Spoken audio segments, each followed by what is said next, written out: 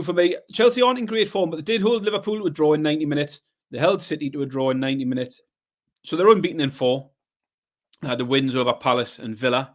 In both of them games, they managed to score 3 goals. Tonight, they've managed to score 3 goals. I think they can get on the score sheet here twice at least. So I'm going to take Chelsea team total over 1.5 goals at 4-5, minus 125. I didn't have to look very far here because I knew this was a system play. We've said repeatedly, it's an overs league.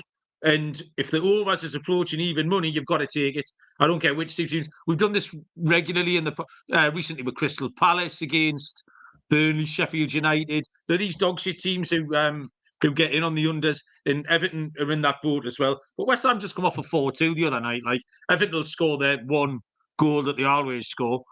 Someone will bundle it in at the back post with their arse.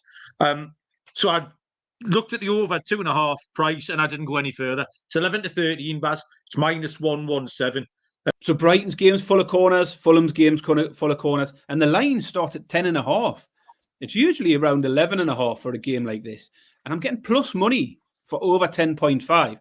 So over 10.5 corners, Fulham v Brighton at 11-10 is where we'll start, and then we've got to get the ladder out.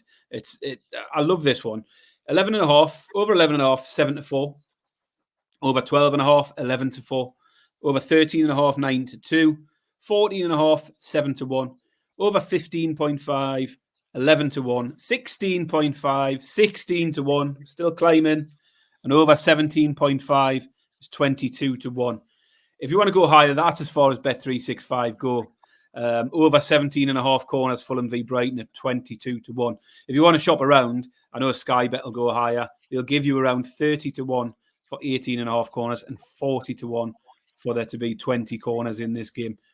Fulham games have hit the 20 a couple of times this season, and both teams are full of corners at the moment. I just think it's a really good one. The starting point at 10.5 looks really, really generous at 11-10. My handicap here is that Newcastle have looked very capable of losing football matches. Even the ones that they haven't lost. They were 2 behind at home to Luton. They were behind at home to Bournemouth. And Wolves have looked very capable of winning football matches. They've won one tonight. They got a very comparable 4-2 win at Chelsea fairly recently. So with those two things, I'm going to take Wolves, Baz. Call it a reverse mush if you want, because I'm sick of going up the road and watching us not win. But I'm going to take Wolves at 13-5.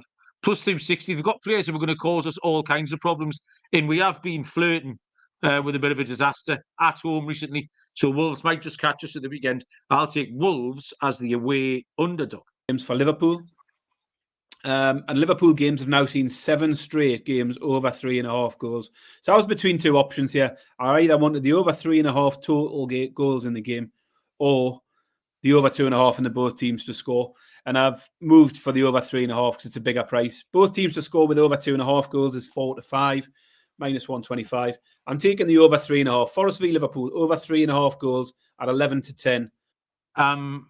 Like I said, Tottenham were too short. They got turned over last time out. And you don't know what to get with Palace.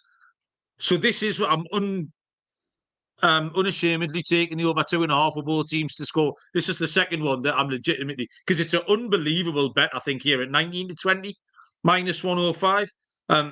Palace have only failed to score once in the last 11 games, and that was the 5-0 humping they got at Arsenal. So Palace will definitely score. Tottenham might nick it 2-1, but Palace might nick it 2-1. Either way, this bet cashes.